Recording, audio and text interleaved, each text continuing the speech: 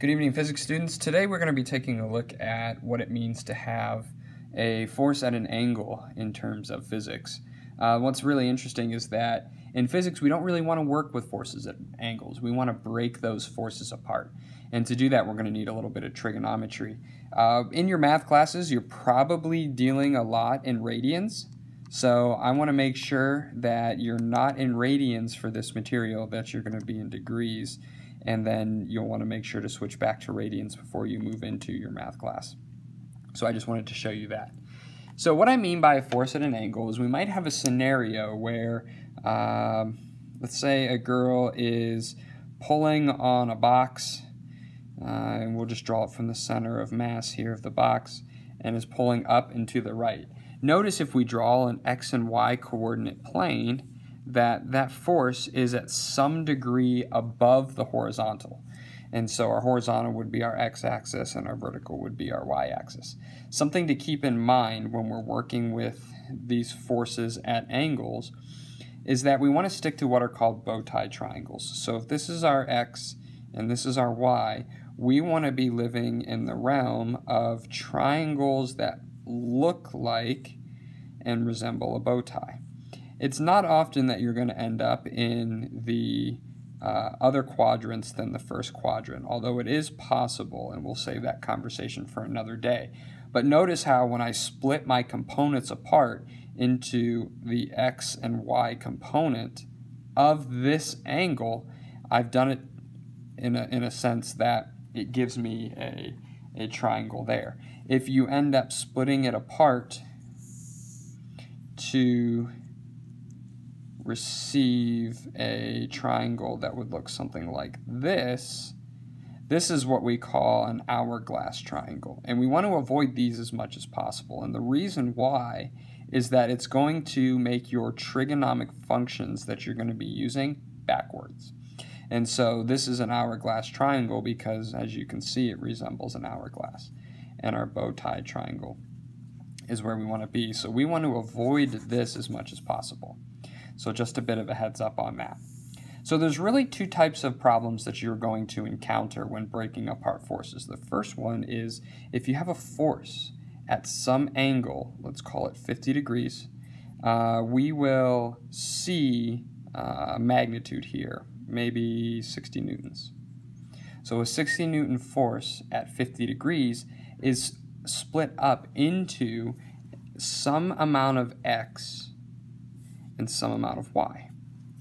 And that can be determined. So let's call this a force of the string on the box, because really that's what it is, and we can call that tension in shorthand. So there's tension being pulled through the string on the box. What we've done since we've split apart our x and y component is we have taken that force and tension and said, I'm interested in what the x component is. And in this case, we can take the force of tension in the y direction. And we can mathematically calculate that with our sine, cosine, tangent. So many of you have heard the term, or hold on, I'm doing this wrong, SOHCAHTOA. Okay, or you may have another way to remember that. So SOHCAHTOA is sort of an acronym, I guess, to help you remember how to break these apart. And so let's say I'm interested in this force of tension in the x direction. I have my hypotenuse is 60 newtons, and I want to know this value here in the x direction. And what we're going to continue to find is that cosine helps us find x. And the reason why is when we take a look at this side, it is adjacent off of the theta. Okay, it's adjacent off the theta. And so if we want to figure out what the force and tension in the x direction is, we can take cosine of the angle, which is the adjacent over the hypotenuse. If we rewrite that in terms of physics, what we'll see is cosine of theta is the adjacent, or the force and tension in the x direction, over the force and tension as a whole. And so to further isolate that, we can say that the force of tension x is equal to the force and tension times the cosine of the angle. And once we plug numbers in there, that looks a little bit more friendly. The force of tension X is equal to 60 newtons times the cosine of 50. And again, making sure that your calculator is in degrees will certainly help you find that correct value. If we take a look at force and tension in the y direction, we want to focus in on sine. So the sine of theta is the opposite over the hypotenuse, and therefore we say that the sine of 50 degrees is equal to the opposite, which is FTY, over the hypotenuse, which is FT. And so again, we'll rewrite that, and it will look something like this: FTY over 60 newtons. And so doing this will help you then solve those component forces. And we want to do this every time a force is at an angle. Okay, we're not interested in forces that are at angles. We want to break them apart into their components. So that's sort of problem type number 1.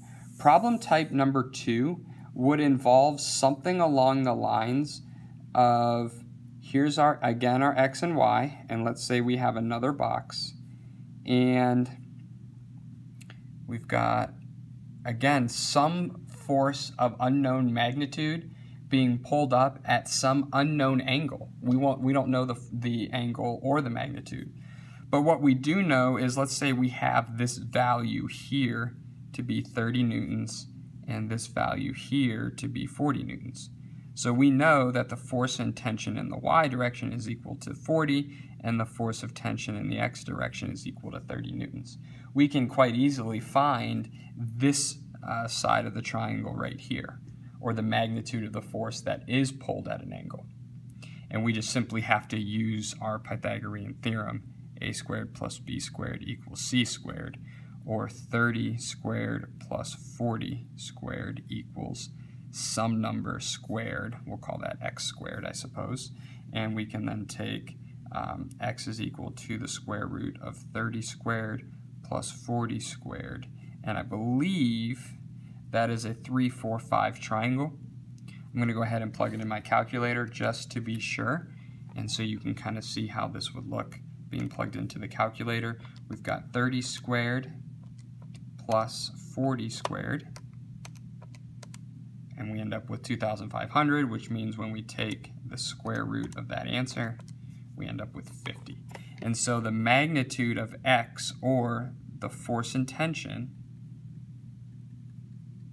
would be 50 newtons pulled at an angle. Now, what we need to know is, what is that angle? Because without that angle, we have no direction. So we have 50 newtons of tension being pulled at some angle. So let's go ahead and find this interior angle. My recommendation is to always use numbers you're given for solving and not use the number that you have solved for. Sometimes we can't get away from that, but in this case we can. We can take the tangent of theta is equal to opposite over the adjacent. And so with that trig function, and we need to take it to the inverse because we are looking for an interior angle on our calculator, we will hit second tangent to get the inverse 40 divided by 30, and we end up with a 53.1 degrees. And so when we write out our answer, our correct answer would be 50 newtons at 53.1 degrees, and that's going to be this interior angle here. So using this method, using these methods will help you solve out the quiz questions over the breaking apart a force at an angle into its component parts.